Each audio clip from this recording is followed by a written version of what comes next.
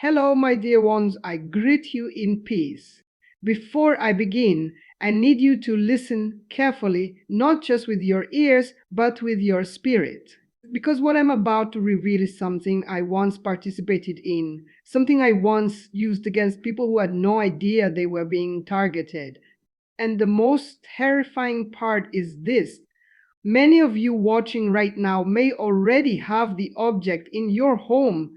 You see it every day. You walk past it. You may even cherish it. But what you don't know is that in the spiritual realm, that object is not silent. It is not neutral. It is speaking, calling, attracting things you never invited. I was once a warlock. I operated in darkness.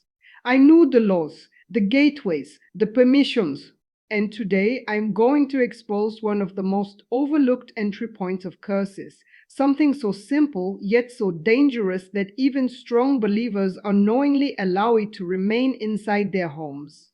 When I was deep in the craft, we were taught something very specific. Curses don't just float randomly looking for victims, they follow pathways. They look for agreements. They search for objects that act as anchors, and when they find one, they attach and they stay. That object becomes a legal ground in the spiritual realm. I remember one night vividly we were instructed to send spiritual assignments toward a specific household. But before anything could be released, the leader asked a question that shocked me. What is inside their home that gives us permission? Because without permission, nothing could land. So we investigated, not physically, but spiritually. And what we found was a single object, something decorative, something seemingly harmless, but it carried a history. It carried a symbol, and that symbol was enough.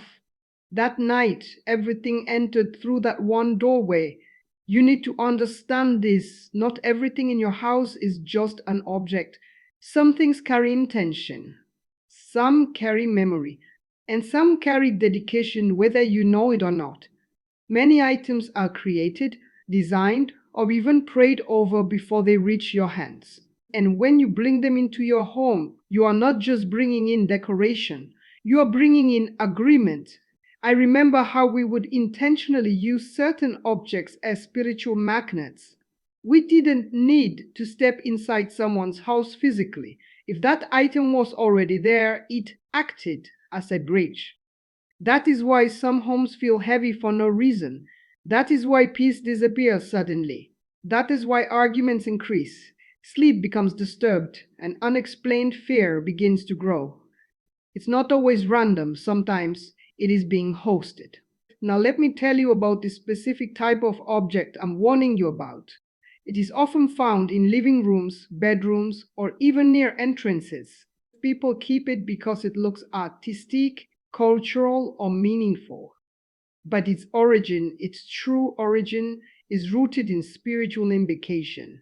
I'm talking about objects that carry symbolic faces, carved figures, or abstract forms that represent entities, whether openly or hidden, in design. When I was in the dark world, we used these as seats. Yes, seats. Places where spiritual entities could rest, observe, and gain access. And the most dangerous part is, the owner of the house doesn't even realize they have given permission. Because in the physical realm, it's just decoration. But in the spiritual realm, it's an invitation. I know some of you are starting to feel uneasy right now. That feeling you have, that slight tension, is not fear, it's awareness. Because deep inside, you're remembering something. Maybe an item you bought during that trip. Maybe a gift someone gave you. Maybe something you felt strange about the first time you saw it, but you ignored it. Let me tell you something I learned the hard way. Your spirit recognizes things before your mind understands them. There were times even I, as a warlock, could feel when an object was active.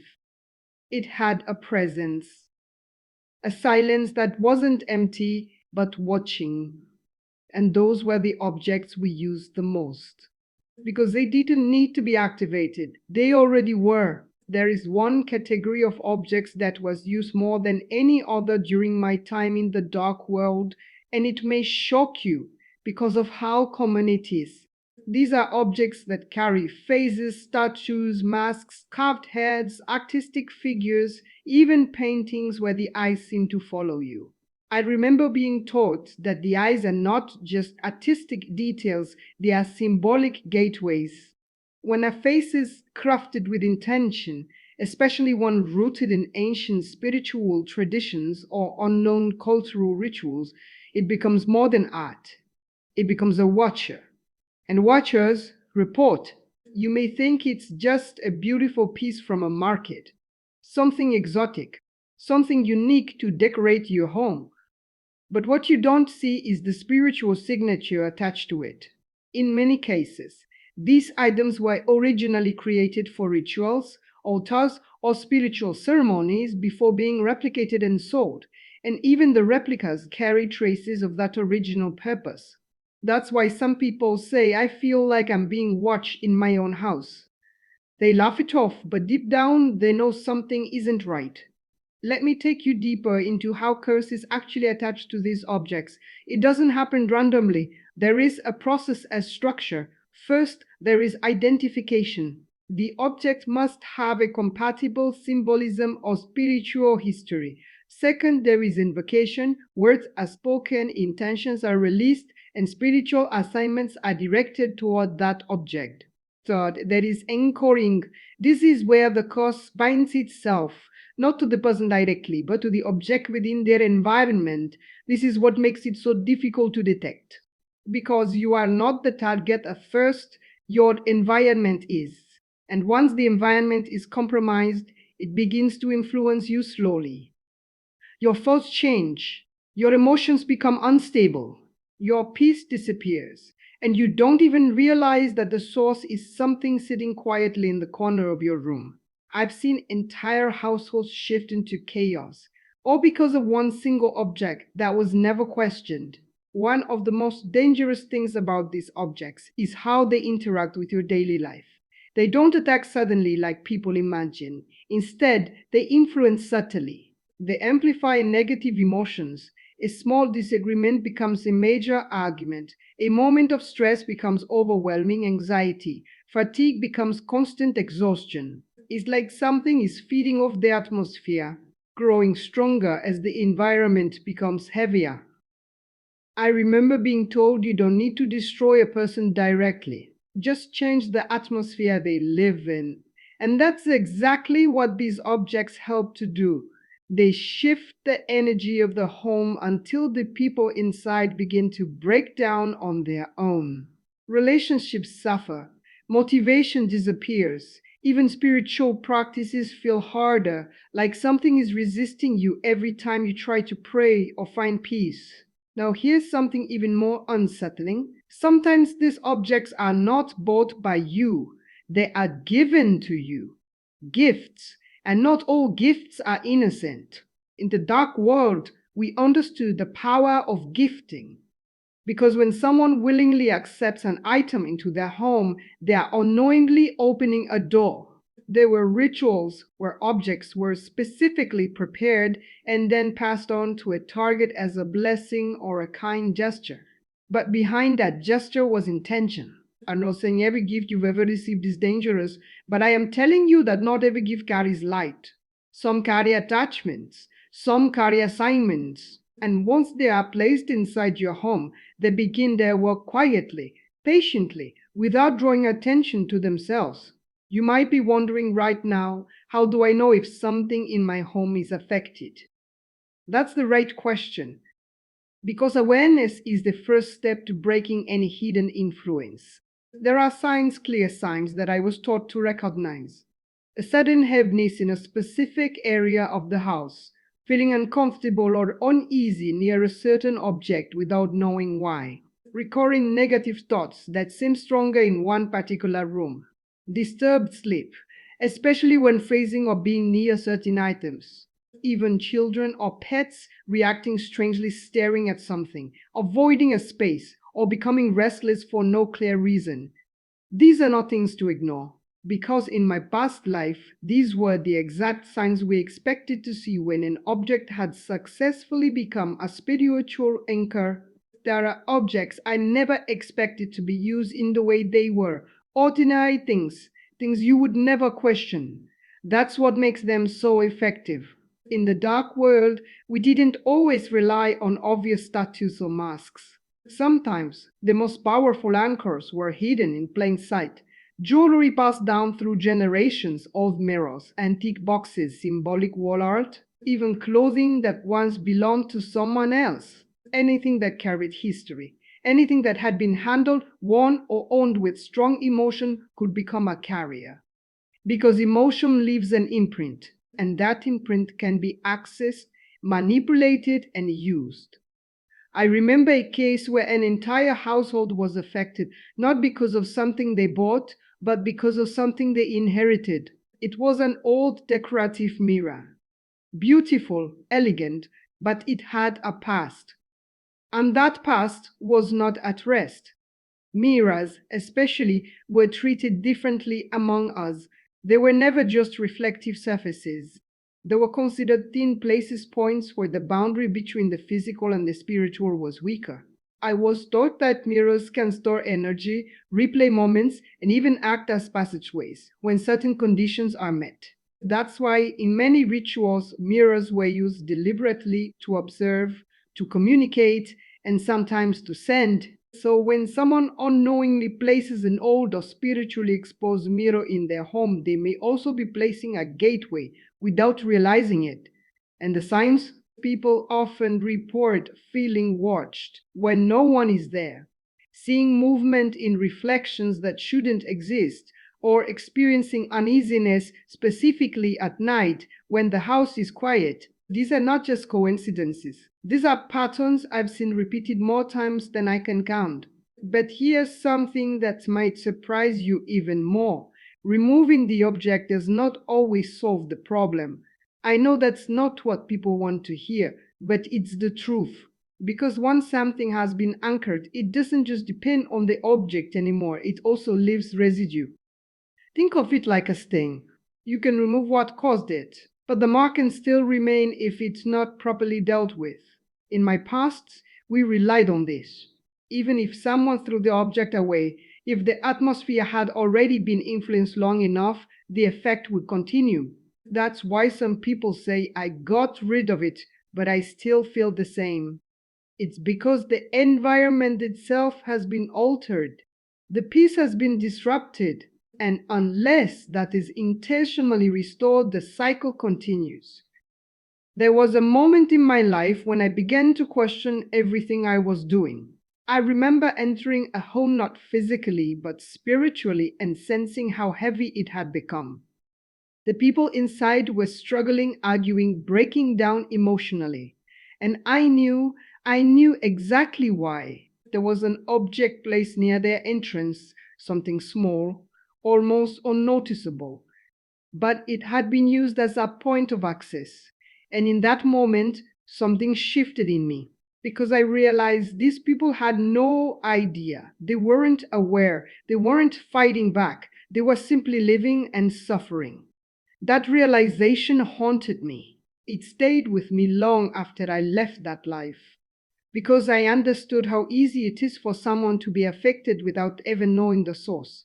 So what is the first step you must take? It's not panic. It's not fear. It's awareness followed by authority. You must begin by examining your environment, not just with your eyes, but with your discernment. Pay attention to what feels off, what draws discomfort, what seems to carry a presence instead of peace.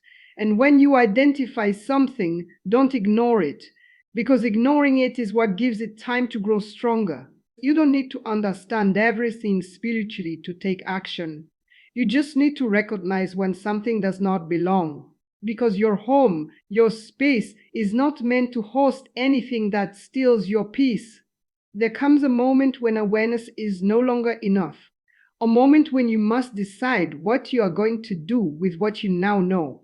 Because once you recognize that something in your home may not be as harmless as it appears, you are faced with a choice. ignore it and allow it to remain, or confront it and take back authority over your space.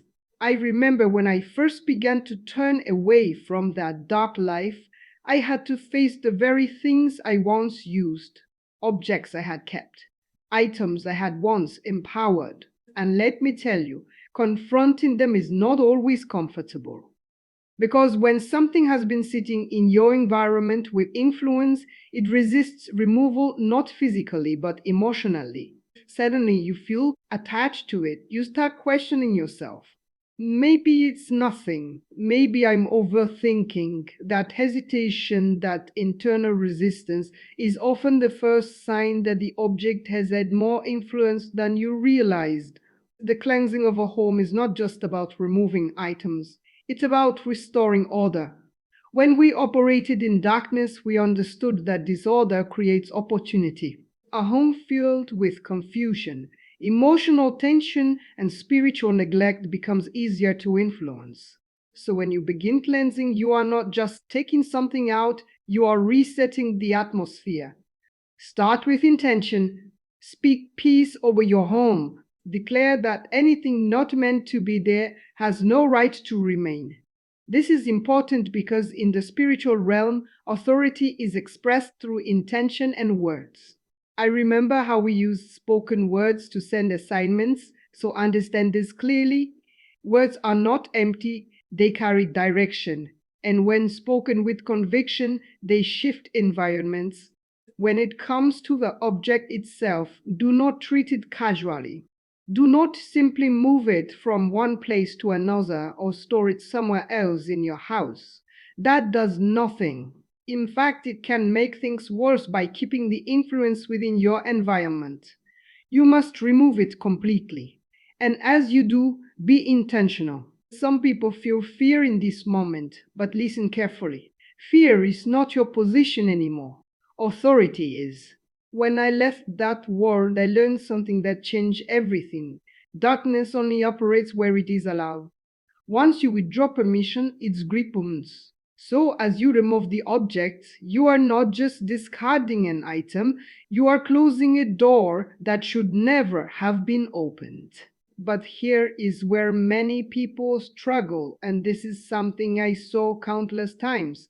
They can't let the object go, not because they don't understand, but because of emotional attachment. It was a gift, it has sentimental value, it's expensive. These are the exact thoughts that keep people bound. And I say that carefully, not to judge, but to reveal truth. Because in the dark world, we relied on that attachment. We knew that if a person valued the object enough, they would defend it, even against their own peace. And as long as it remained, the access remained. This is why some people live with ongoing heaviness for years. They are protecting the very thing that is affecting them. You must ask yourself honestly, is any object worth your peace? There is something powerful that happens when you take action. The moment you remove what does not belong and begin to reclaim your space, you will feel a shift. It may be subtle at first, a lightness, a calmness, a clarity that wasn't there before. That's because the atmosphere is responding, it is being restored. But remember what I said earlier, removal is the first step, not the final one. After something has been present for a long time, the environment needs to be intentionally filled with peace again. You cannot leave a space empty, because emptiness invites replacement. Instead, you must fill your home with what strengthens it: peace, truth, and intentional living.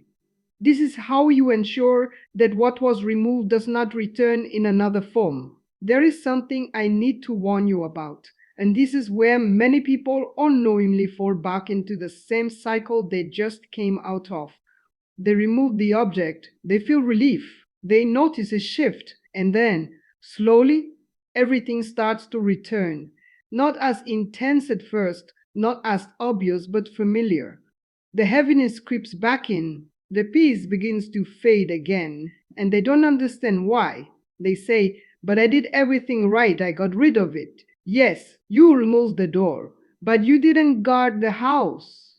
And this is something we understood deeply in the dark world. If access was closed once, it could be reopened, not always through the same object, but through patterns, habits, and environments that invite the same influence back in. You see, objects are only one form of entry, but atmosphere is continuous. If a home remains filled with constant negativity, anger, fear, or emotional instability, it creates a familiar environment, one that attracts the same kind of influence that was there before. I remember being taught that it's easier to return to a place that feels the same than to force entry into a place that has completely changed. That's why protecting your space is not just about what you remove, it's about what you allow daily. What you watch, what you listen to, what conversations you entertain. Even the way people speak inside your home matters more than you realize.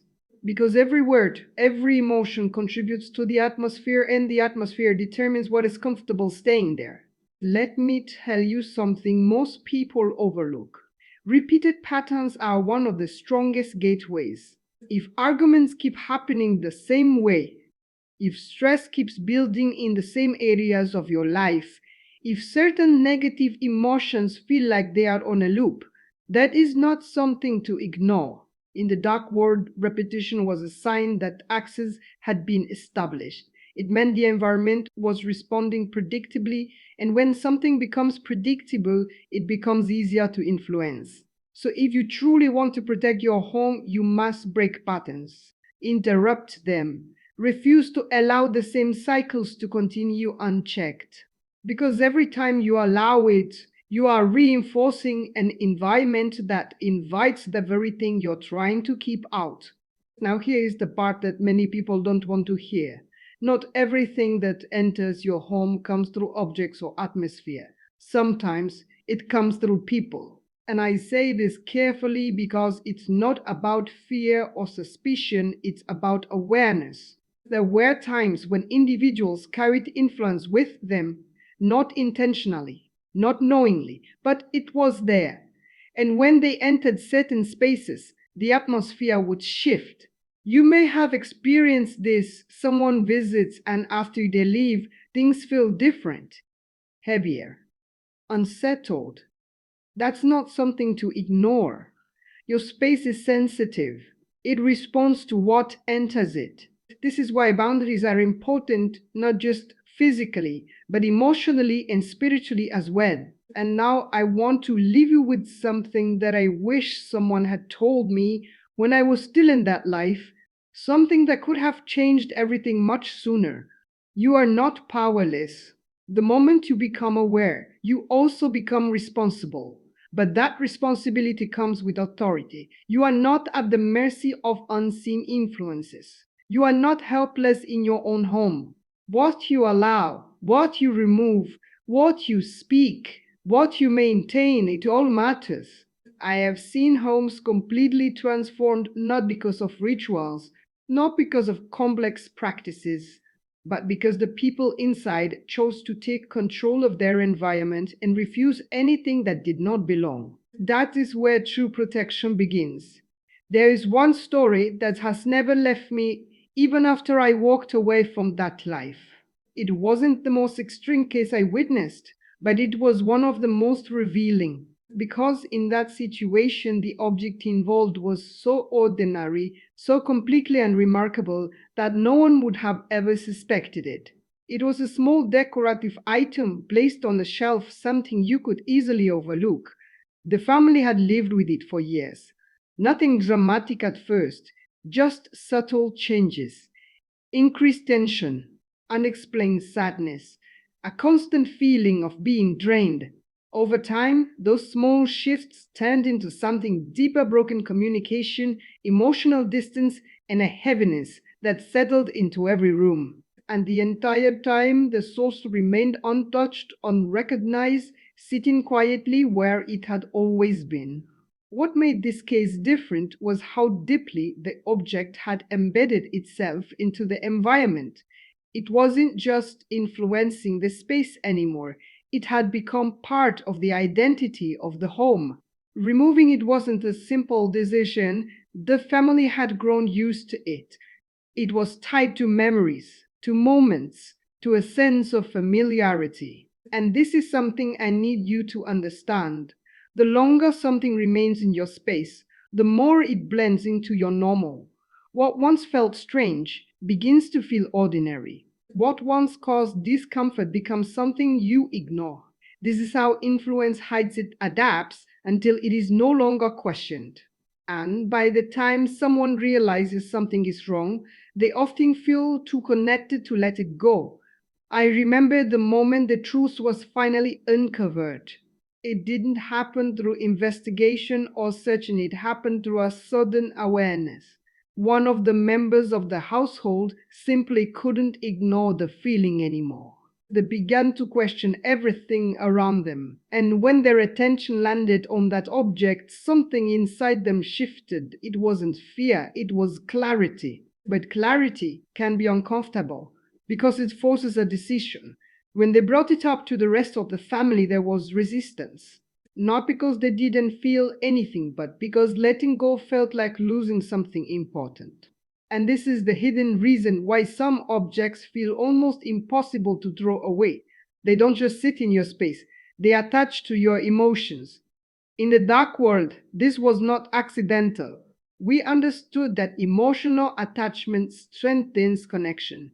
The more someone values an object, the harder it becomes to remove it. And the harder it becomes to remove, the longer it remains. That's why some items are specifically designed to be appealing, beautiful, meaningful, even comforting. Because if you love it, you will protect it. And if you protect it, you will keep it. And if you keep it, the access remains open. This is not about making you suspicious of everything you own. It's about helping you recognize when something is holding more influence over you than it should. Because no object should ever have power over your peace. When that family finally made the decision to remove the object, it wasn't easy. There was hesitation, second guessing, even a strange sense of loss. But the moment it left the house, something changed. Not instantly, not dramatically, but noticeably. The atmosphere began to lighten. Conversations became easier. The tension that once filled the space started to fade. It was as if something that had been quietly pressing down on everything had finally lifted. And that's when it became undeniable. The object had never been just an object. It had been a point of influence all along, and once it was gone, the home could begin to recover.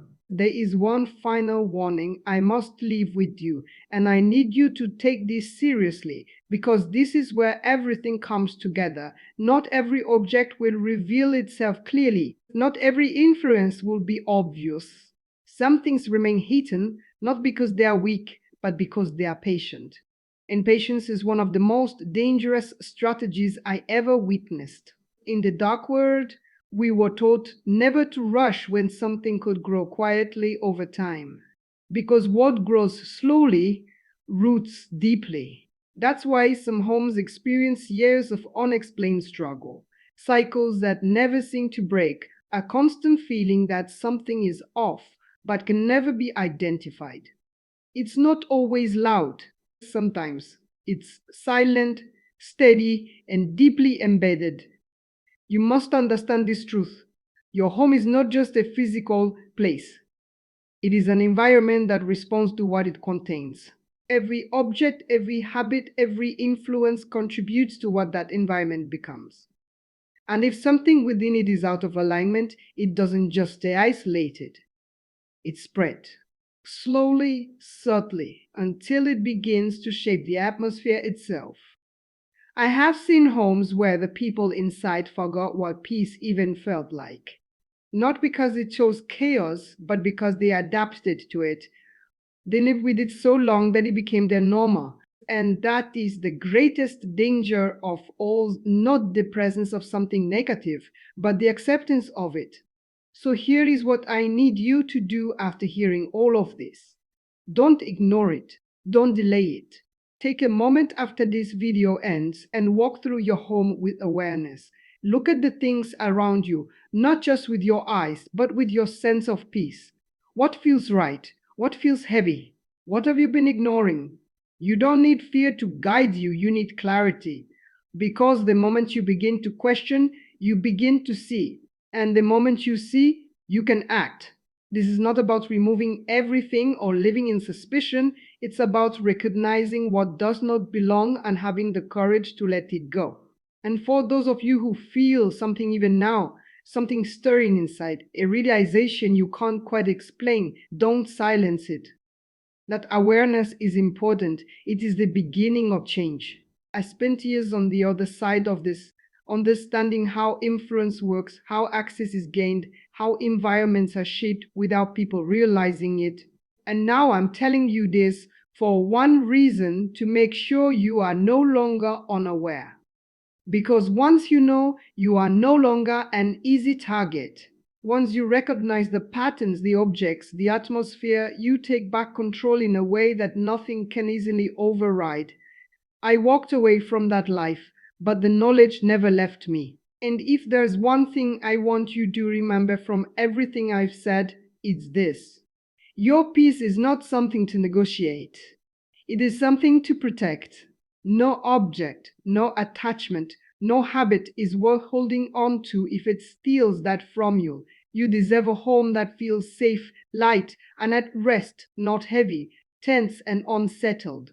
And sometimes achieving that begins with a simple but powerful decision to remove what does not belong and refuse to let it return. If this message spoke to you, if it made you think about something in your own home, don't keep it to yourself. Share this with someone who needs to hear it. Because there are people living with things they don't understand, feeling things they can't explain, and accepting conditions that were never meant to be normal. And maybe, just maybe, this is the moment that changes that for them. Stay aware, stay in control, and never ignore what your spirit is trying to show you.